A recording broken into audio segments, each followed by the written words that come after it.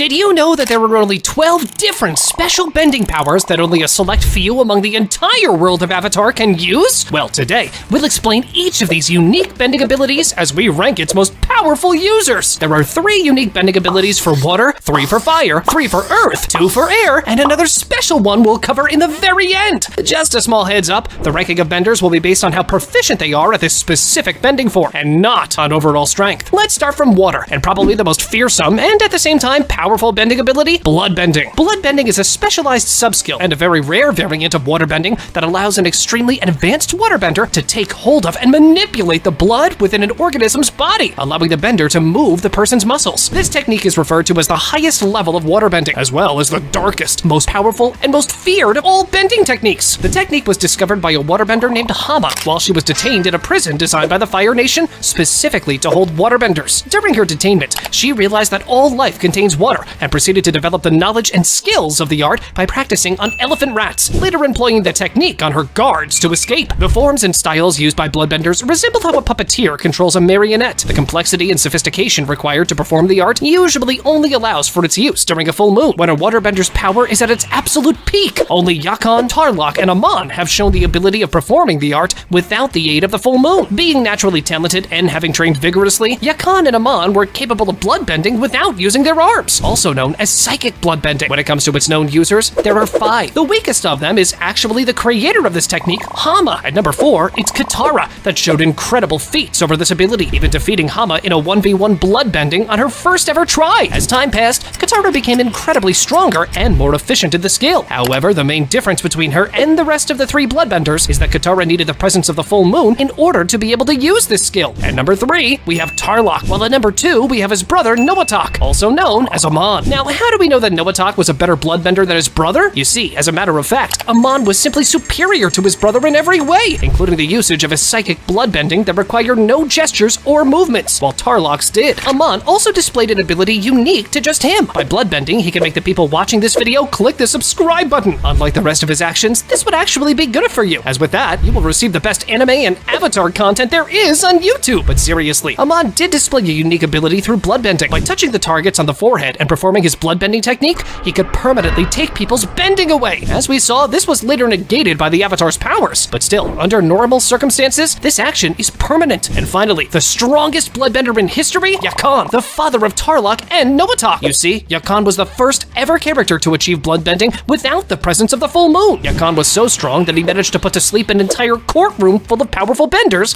like Toph and Aang, both of which were in their prime age. Yeah, Aang later put Yakan in his place, but still, even prime Aang was almost done for. Next, we have the second special bending ability of water, healing. You see, healing is a unique ability possessed by some waterbenders that enables them to heal those who have been wounded, including themselves. Healing can also alleviate certain types of stress caused by mental strain. Though the technique is effective in many contexts, it is actually limited. For example, healing is ineffective in treating birth defects, such as Toph Beifong's blindness, or the complications associated with Princess Yue's birth. In most instances, healing is also ineffective when treating scars or fatal injuries. Katara, for example, was unable to heal the internal injuries sustained by Jet in his duel with Long Feng. Healing can also be used to detect areas in the body where chi flow is blocked, as displayed by Katara when she sensed the energy locked within Aang's chakra during a healing session. That being said, healing cannot undo a blockage to a bender's chi. Moreover, it cannot restore bending after it has been severed through blood bending, even if the healer is proficient in the technique's practice. The healing abilities of a waterbender can also be affected by the water they use. For instance, water from the Spirit Oasis has special properties that can heal wounds otherwise unaffected by regular water, such as the fatal wounds Aang sustained at the hands of Azula during their battle. The healers worth mentioning here are 2, Katara and her daughter Kaya. There are obviously more healers in Avatar, but they were not really given much attention. Between Katara and Kaya, it's obvious that Katara is a much better healer than her daughter, and did not show to be anything that special in this area. Even though, as we previously stated, bloodbending is probably the most fearsome ability in Avatar, let me tell you, spirit bending is just as destructive in certain occasions. How? Well, it is as destructive as bloodbending, and this time it affects both normal people and spirits. Okay, hear me out. Spirit bending is a variation of the healing technique, which allows the user to affect a balance or imbalance within spirits. To perform the technique, a waterbender encircles the spirit with a thin stream of water, which begins to glow when the technique is taking effect. When used to change a spirit's negative energy into positive energy, the water, followed by the spirit, will begin to glow a golden light,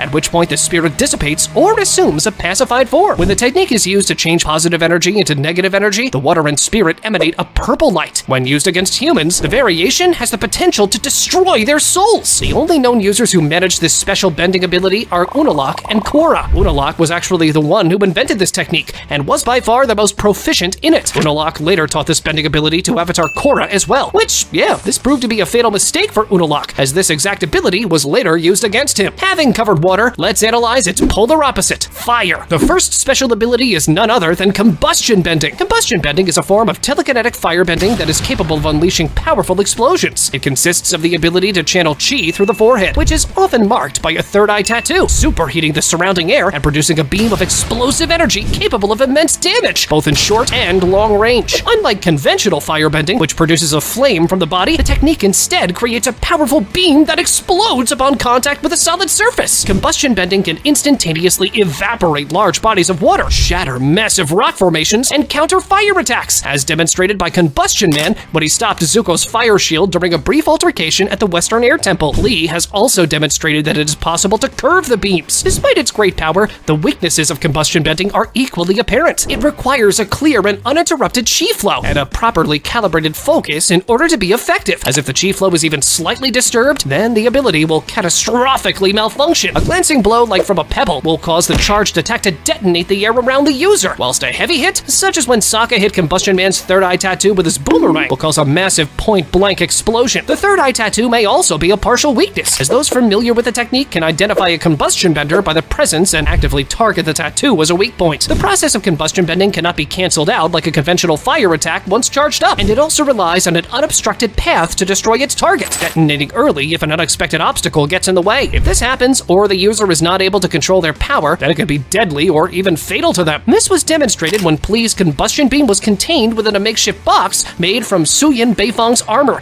causing the explosion to occur just centimeters away from her head. Another case was when Combustion Man was unable to control his ability and blew his right arm and leg off. Though individual firebenders are sometimes born with a natural affinity for combustion bending, it is not an inherited skill. Instead, combustion benders are effectively made through special training programs involving, among other things, the extended submersion of the trainees in water. However, this training is brutal, and only few firebenders are able to master the skill. The first project which resulted in the discovery of combustion bending, Unanimity, was only able to produce 3 combustion benders, and one of them suggested that all the other trainees had died. There have been 5 known practitioners of this technique: Combustion Man, Plee, Yingsu, Xiaoyun, and Thappa, with the last 3 being featured in the light novels. Leaving out the 3 characters of the light novels, if we had to rank them, then I believe Combustion Man would take the number 1 spot, while Plee would take number 2. The reason for that was that Combustion Man literally had the entire Avatar team running for their lives, and could not even get near them. It's not an exaggeration to say that without Sokka's boomerang, Combustion Man could surely take down a few, if not all, of the members of Team Aang. Now, did you think combustion bending was lethal? Well, hear this next one. Lightning generation is probably the deadliest form of firebending. You see, lightning generation allows a firebender to produce and guide a bolt of electricity from their fingertip. Physically, generating lightning involves a circular motion with the arms. Mentally, it involves a complete absence of emotion, as well as peace of mind, thus allowing an individual to separate the energies of yin and yang, also interpreted as positive and negative electrical potential, respectively. When the forces collide, the bender guides rather than controls the lightning's direction. This process is taxing on a bender's chi reserves due to its complexity. The electrical arc produced by this technique can be maintained for several seconds,